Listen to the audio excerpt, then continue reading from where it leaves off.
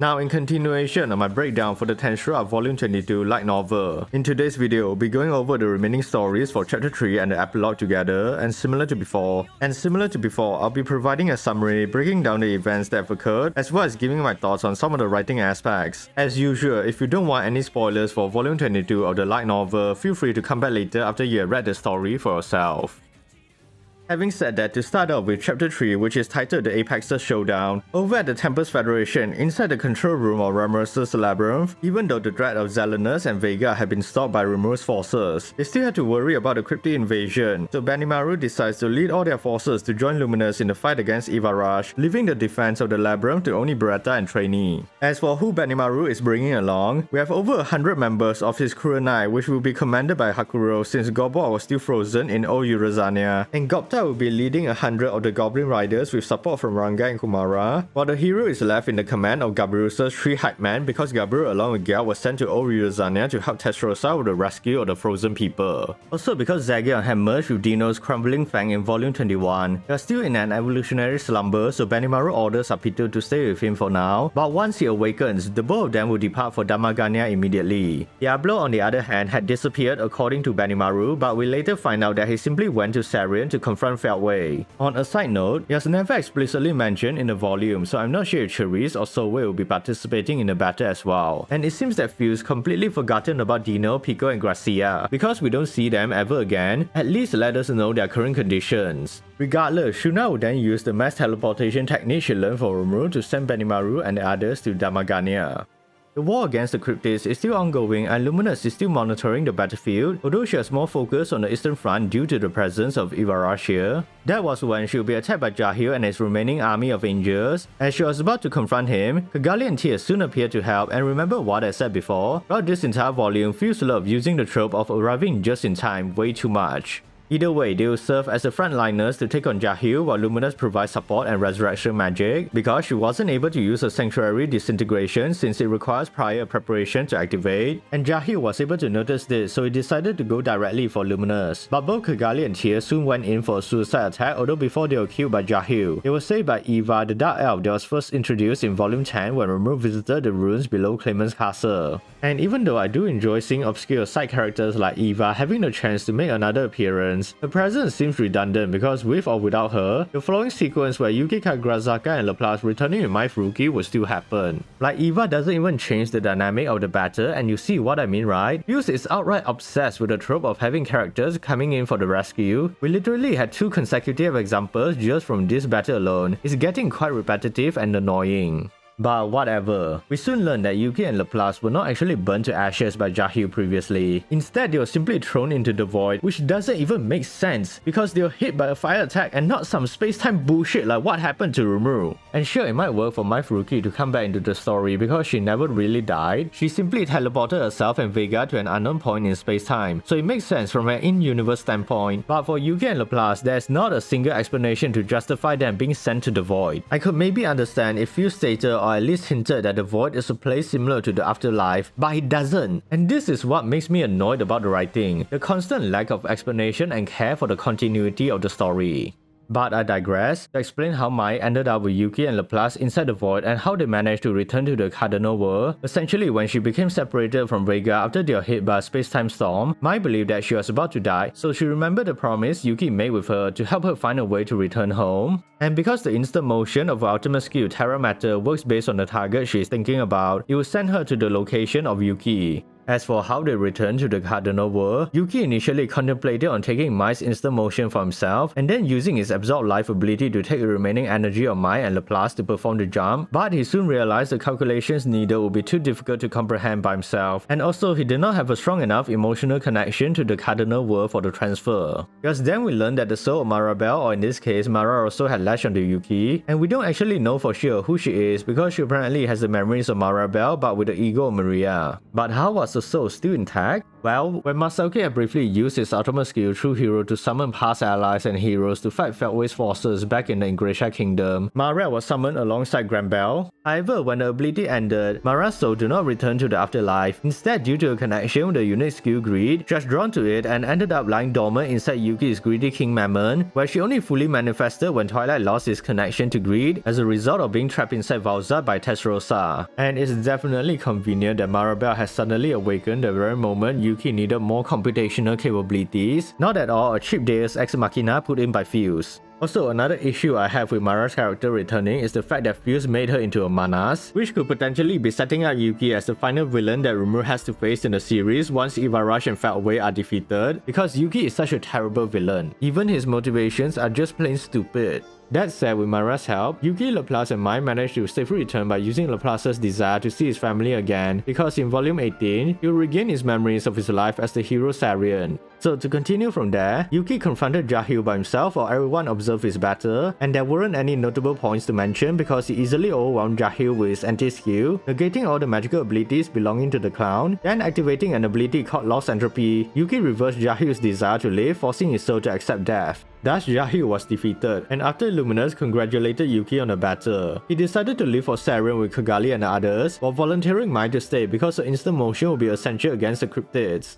Now over at Sarian, the battle was still ongoing, with Chloe and Valdra holding back Milim, although it seems that Gaia's call was slowly getting through to her. Meanwhile, the situation against Feldway was getting more dire, but soon Yuki's group will arrive and there was a brief sequence of Laplace getting interrogated by his wife Sylvia, which was quite funny. But the threat of Feldway was still present, so as they prepared to work together, Diablo would soon join the battle, and he was actually the reason why Feldway was cautious and did not simply kill everyone. With Diablo joining the battle, the others did not interfere because they know to not mess with Rimuru's #1 Glazer, although I did find it funny that Yuki was dragged away by Chloe to help fight Milim. So as their one-on-one fight begins, from a technical standpoint, Feldway has the superior existence value, skill level and weapon as compared to Diablo, but those factors do not matter to Diablo because his intention was to provoke Feldway as much as possible to make him lose his composure. And Diablo was definitely successful on a few occasions throughout their battle. For example, when Feldway manages to destroy the scissors manifested by Diablo along with his arm, he was initially confident in winning, but he soon became disturbed by how Diablo was completely unfazed, with not a single hint of despair that can be found, and Feldway even started to question himself because he could not accept the reality that he would struggle against someone like Diablo. But my favorite was definitely how Diablo was constantly criticizing Feldway's fighting techniques and was even giving him tips on being a better fighter in a condescending way. The experience was so humiliating that Feldway briefly lost his concentration and was hit by Diablo by stating that the body given by Rimuru is far superior to the one Valdanava gave Feldway, since Diablo is still fine after getting hit so many times. Rimuru needs to put Diablo inside a court lobby. Bro is an utter menace. Having said that, on a more serious note, Diablo wasn't actually fine and he was simply putting on a facade to deceive Feldway because he knew how strong Feldway currently was, so he was using his ultimate skill Temptation King Azazel to constantly rewrite the information particles of his body, making it believe that he was still healthy while replenishing his own mana supply by utilizing nihilistic energy. And this caused his body to become swallowed up by the nothingness faster than he could optimize the process, so he wasn't sure how long he could maintain this circulation of nihilistic energy against Feldway. However, even though Feldway saw through Diablo's deception, he was getting annoyed at the battle because the psychological warfare from the demon was actually working. So deciding to get serious and fully focus on his battle against Diablo, Feldway chose to release his control over Milim, but not before giving her the blanket command to destroy the Divine Tree. With that, Milim completely ignores Chloe and Valdra as she prepares to fire Dragonova, so while everyone was panicking and trying to stop the attack, only Chloe seems to be looking relaxed and even happy. That's because she saw the future and knew Rimuru would appear just in time to stop Milim's Dragonova, which turns out to be true as he manages to completely swallow the attack. And I have to say, the brief sequence of Chloe hugging Rimuru, along with him being angry at Seal for placing him in front of the attack just because she wanted to study Stardust, were funny, but again the constant use of the trope arriving just in time to save everyone is just annoying to see. Regardless, with Rimuru now back, he proceeds to restrain Milim, hoping that if he can hold her back long enough, Gaia and Valdra will eventually return her to her senses. At the same time, Feldway was having a meltdown because all his plans had failed, and Diablo, who was on the brink of death, became rejuvenated thanks to the cells he received from Rimuru, meaning that Diablo now doesn't have to worry about the nihilistic energy corroding his body, so he continues the battle with Feldway. Before that, switching over to Old Ryuzania, the battle between Guy and Velzard has gotten so intense that the barrier being maintained by Rain and Moss was struggling to withstand the shockwaves. It outright got destroyed when Velzard released the strongest attack, Whiteout Absorb on Guy. By right, Tensura and her group would have been killed by the attack, but guess what, Gabriel was able to arrive just in time and use the destiny alteration of his ultimate gift Moodmaker to reverse the effect, which also conveniently defrosted all the frozen individuals on the battlefield as well. Honestly, I really hate how Tensura has devolved from a once compelling series about nation building, politics, and slice of life shenanigans with some sprinkle of action here and there into a generic isekai slop filled with dumb deus ex machina and characters who never encounter any real struggles anymore. It really takes away the emotional investments I have for the story. But back to the fight, Yi was able to counter Velzard's attack, and having analyzed both her ultimate skills, she no longer has any tactical advantage over him, so as she contemplated about surrendering, it's here we learn that Feldway had planted a countermeasure within her frozen heart, which will activate if she ever plans on betraying him. And thus, Twilight, who was still residing inside her hard core, was able to somehow take over her entire body, transforming her appearance to resemble himself, but it was short-lived because immediately afterwards, his soul and presence were completely deleted by the newly awakened Carrera and her judgment attack. And despite having removed the Twilight issue, the wound left by Carrera had caused Velzard to go on a rampage similar to Millennium's Stampede, so those who have been defrosted either left the battlefield or stayed to help maintain the barrier, because now that the snow created by Velzard has melted, there's no longer anything protecting the terrain for the battle. For example, Carrera and Rain went to help Yi hold out the rampaging Velzard, while Karen and Frey were busy coordinating the evacuation, with Tensura's group still maintaining the barrier, but this time with help from Geld and Aspirate.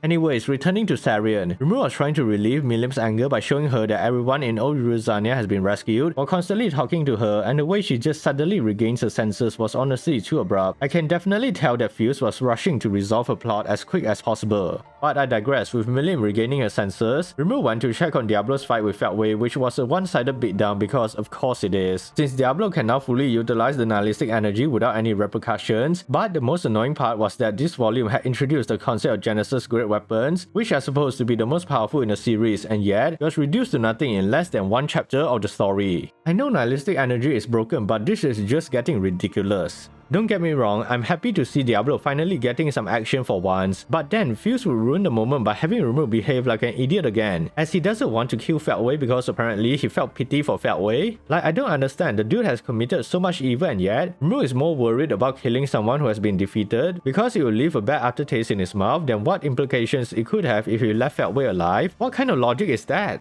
But fine, moving on from that, after Feldway escaped no thanks to Rimuru, and with the threat on the Divine Tree resolved, Millennium, Valdra, Chloe and the others, including Yuki's group who is being forced to help, went to the Heaven's Tower, while Rimuru and Diablo left for old Uruzania.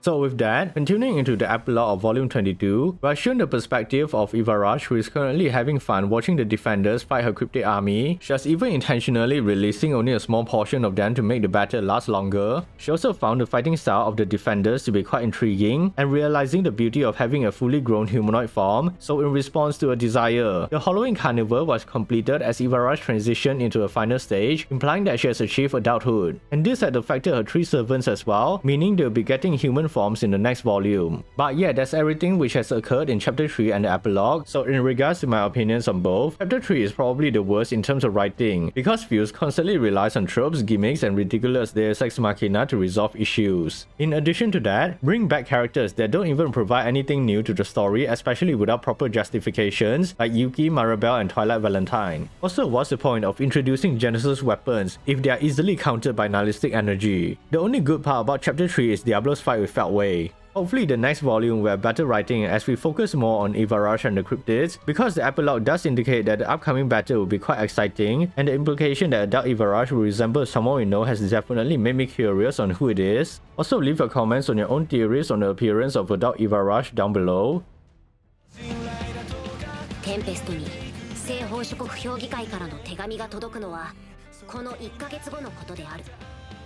Overall, Volume 22 has really disappointed me, and part of me still wants to enjoy Tensura, but at this point in time, I just hope that Fuse can at least end the series on a high note, instead of falling into the usual trap for most isekai in general. Either way, what are your thoughts on Chapter 3, the epilogue and the entire volume so far? Thanks for following along to my 3-part series breakdown on Volume 22. If you enjoyed the video, don't forget to like, subscribe and hit that notification button as well. Goodbye for now.